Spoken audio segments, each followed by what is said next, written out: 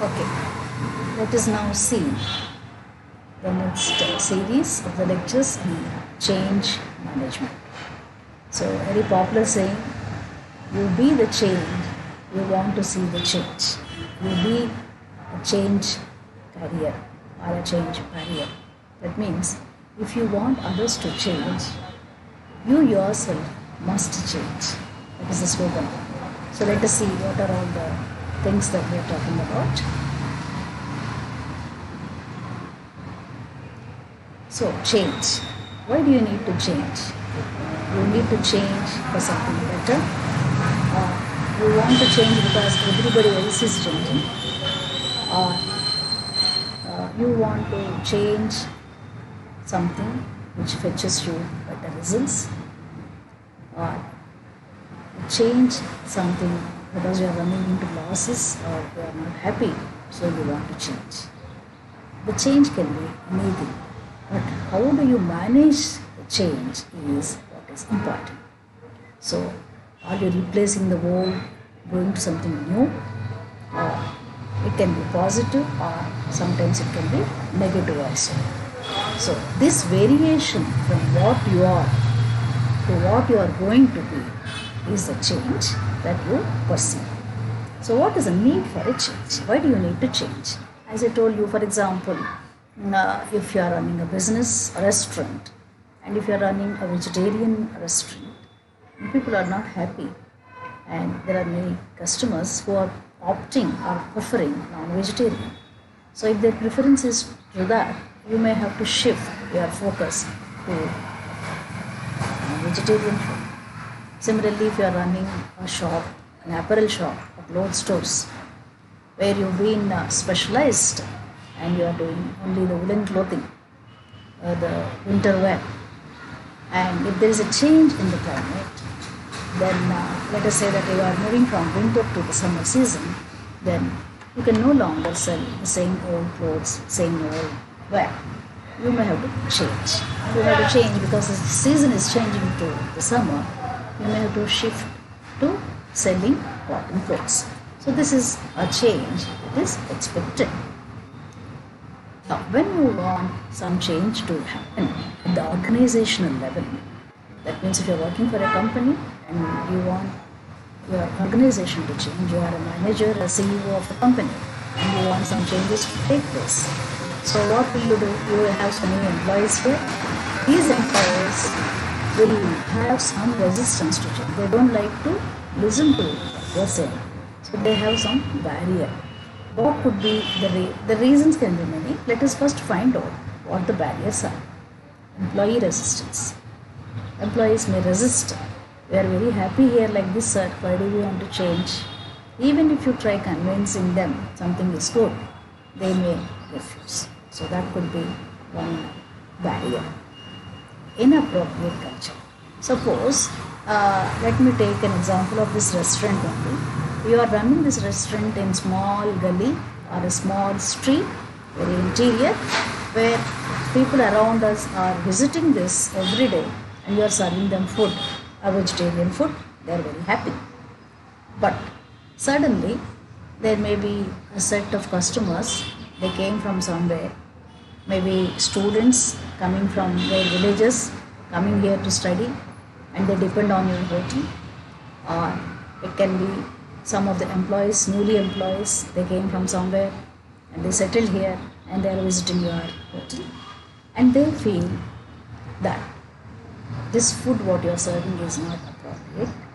We want it to change it to, let us say, vegetarian food. And you decide as a manager to shift to non-vegetarian food. But your employees who have been working with you are all vegetarians. So the culture is not matching. They cannot cook. So they may say, why do you want to change, sir? They will continue like this. So this is one example I am giving. Okay, a very simple and a common example. So like this, inappropriate culture can come. Pure communication or planning. That is, if you don't plan properly and shift without taking so many things into account, and if you didn't communicate properly with your employees, what are your plans, how you are changing, where are you changing to, then also there can be a problem. Also, when you are shifting, your skill set should be good. So if you are going to small hotel, if you are going to a big hotel, that is a change, you should have necessary skills to organize, to manage such a big hotel or a restaurant or a shop or any other business. So this is one reason.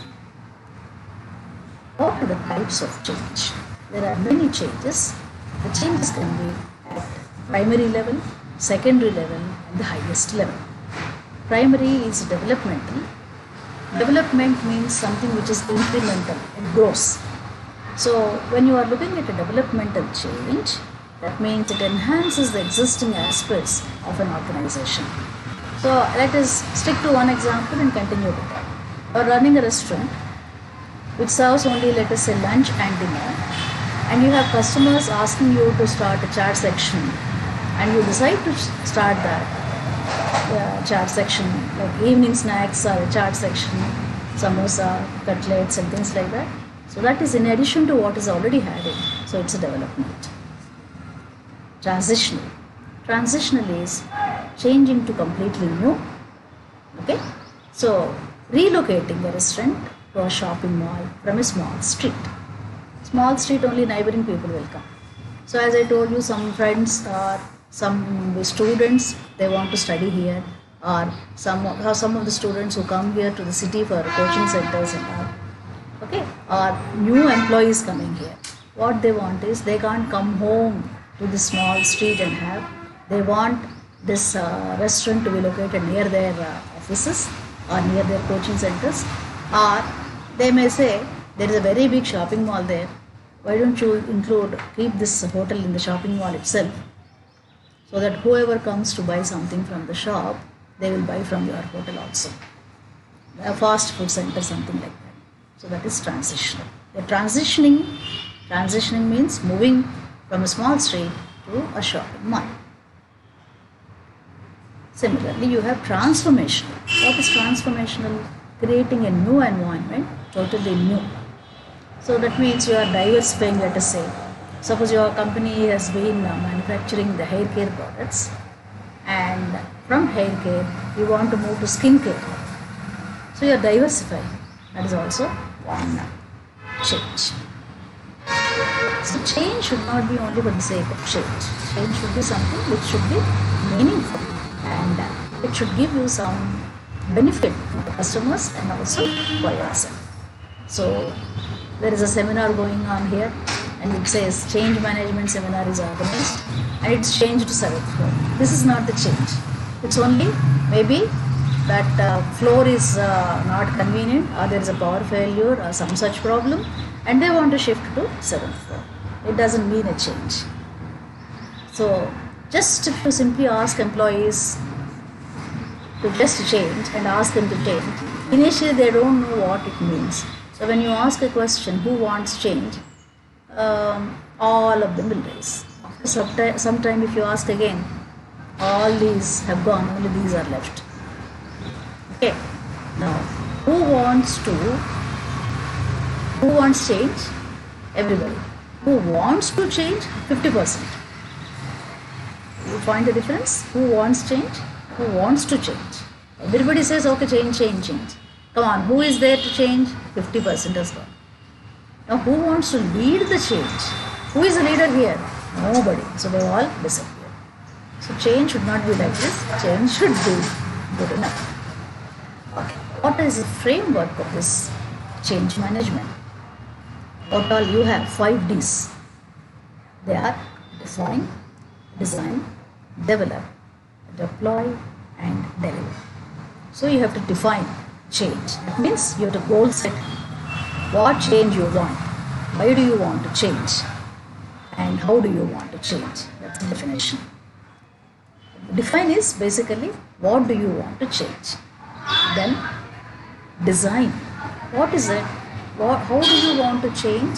Let us say that you are shifting from one hotel to another bigger hotel. How do you want to change? What all menu you want to include? Which place you want to go? Whom do you want to give? What is the menu? And things like that is the design. Are you doing it in 6 months time, 1 year time? What is your plan? That is it. Then develop and deploy the change. So start making these changes and start constructing your new hotel, and that is developing and deploying. Finally, deliver the change. You will see the results. Okay. So another thing is, a boss should have a clear understanding of what change he is expecting and what he wants employees to do. Suppose he says, did you make the changes I asked for? Then this employer says, it depends on what do you want. That depends. He says just that depends. What depends on what? He doesn't say. And he's asking, do you remember what you asked me to change? Boss says, no. Then he says, I made change. Whether he has no idea what is there before, what is there after. So he has no idea about the change. Boss should not be like this. So this is how you will be discussing about the different aspects. Okay?